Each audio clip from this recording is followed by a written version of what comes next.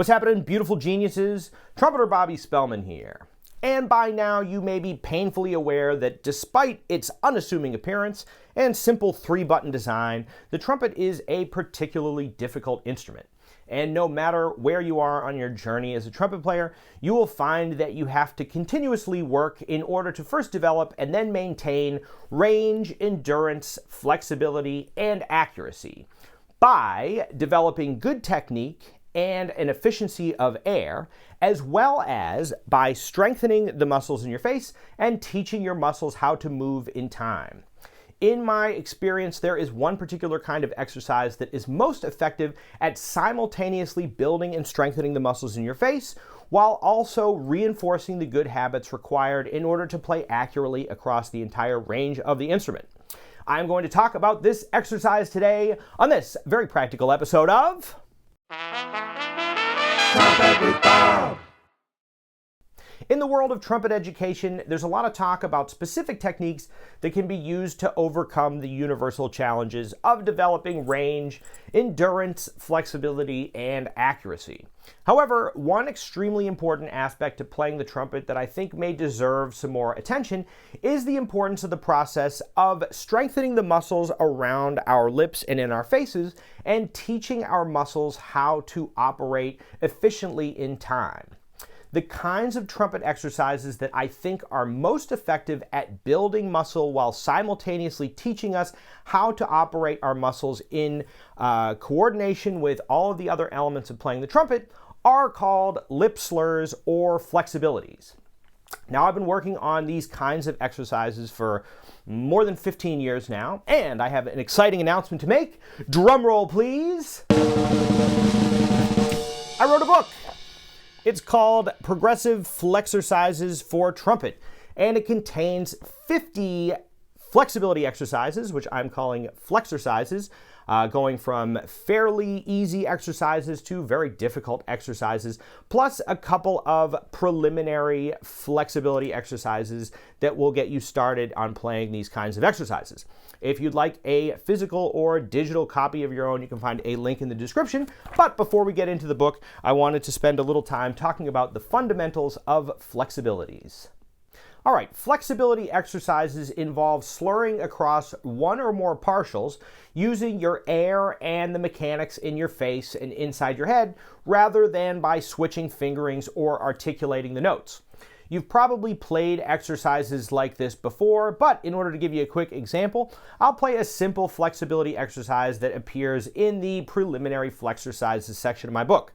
What you'll notice is that I'm going to hold down all 3 buttons throughout the exercise, and I'm going to use the mechanics in my face and in my head, as well as my air support, to move the notes around the partial. And that'll sound like this.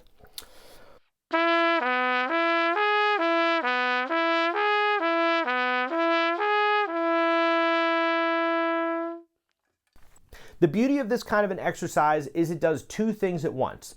First, it strengthens the muscles in the corners of your lips and in your face, which are required for endurance and for range. For this reason, I often call flexibilities push-ups for your face. Now, simultaneously, these kinds of exercises teach you consciously and unconsciously how to use your air efficiently and how to control the subtle motions in your face and inside your head required in order to lock into the partials across the entire range of the instrument. Now, I have a lot of thoughts on this, and I think it's going to take more than one video to get them all out. But for now, I wanted to dive in and show you the very first exercise in my book so that I can show you how I use these kinds of exercises. So for the very first iteration of this exercise, you will notice that I'm only going to use 1, 2, and 3, and I'm going to play through this entire melody, just relying on my air support and on the subtle motions in my head. And that sounds a little something like this.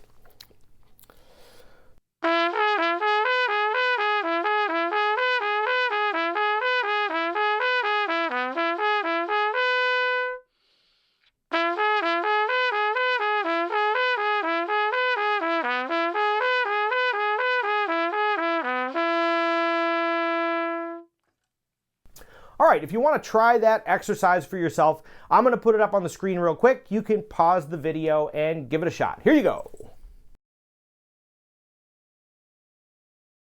All right, if you gave that a try for yourself, you may find that you already feel it in the corners of your lips. Or if you have some experience with these kinds of exercises, you may have found it very easy. Either way, from here, I'm going to continue to play that melody, moving up the remaining 6 fingerings on the instrument, ascending chromatically.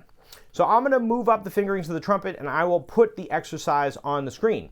If you would like, you can pause the video and try it for yourself. Or if you'd like to skip to the rest of the video, you can fast forward. You'll know when we're past this section because there will be a freeze frame of a space alien playing the trumpet. All right, so from here on, I am going to start with 1 and 3 and play through that same exercise. I'm going to go up chromatically, and it sounds like this.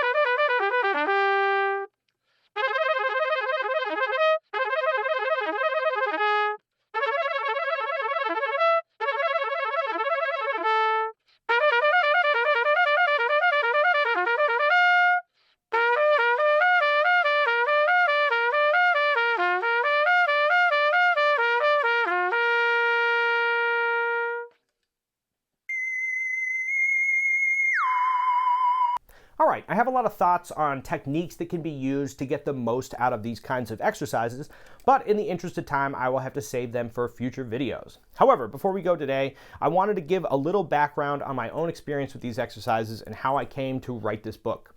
So back in the day, I was fortunate to have the opportunity to take lessons with both John McNeil and Laurie Frink, who together wrote one of my favorite trumpet books of all time, Flexus.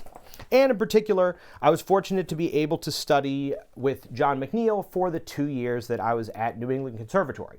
Now, John McNeil's teacher was the great Carmine Caruso, famous for the Caruso method and for his book Musical Calisthenics for Brass.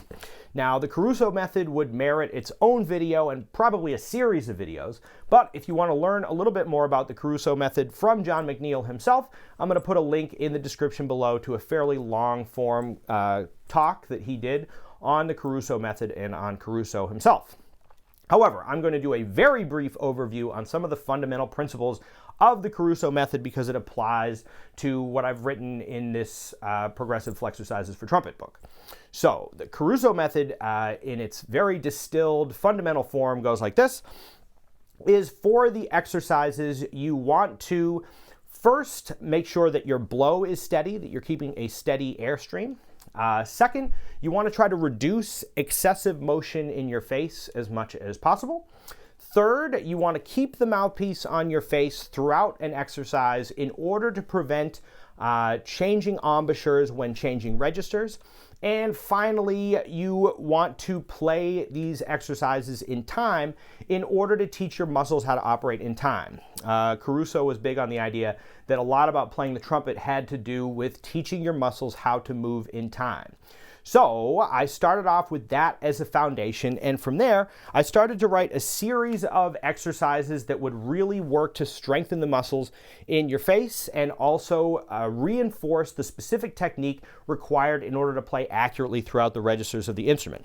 So once again, that has resulted in my new book, Progressive Flexercises for Trumpet, which is 50 exercises in 5 chapters, going from fairly easy to rather difficult. I think anybody playing trumpet would get something out of some of these exercises. I'm really proud of it, and I've found it extremely helpful not only for myself, but also for my students. So I just want to thank all my students for being guinea pigs for me over the last 2 years as I worked out many of these exercises and organized them and found the ones that I found most effective. And I think that you're going to love it. I'm really proud of this book. It's been super helpful for me, not only in covering fairly conventional elements of the trumpet, but also in enabling me to get deeper into sort of more angular modern jazz and things of that nature by expanding my comfort in moving around the registers of the instrument accurately. All right, gang? So if you want a copy of this for yourself, you can find it in the description. I've got digital copies and physical copies as well, and I'd love to hear what you think about it. I'm really happy about it, and I hope you will be too. All right, gang, if you like this video, give us a like and subscribe to the channel. If you'd like to support the creation of videos like this one, you can find us on our Patreon page at the link below. And if you would like to get lessons in trumpet or in jazz or in any other musical instrument, you can find us on our website at www.ridgewoodschoolofmusic.com, or you can send us an email at ridgewoodschoolofmusic@gmail.com. All right, gang, thanks for checking out this video. Have a wonderful time practicing, and I'll catch you in the next one. See ya. Trumpet with Bob.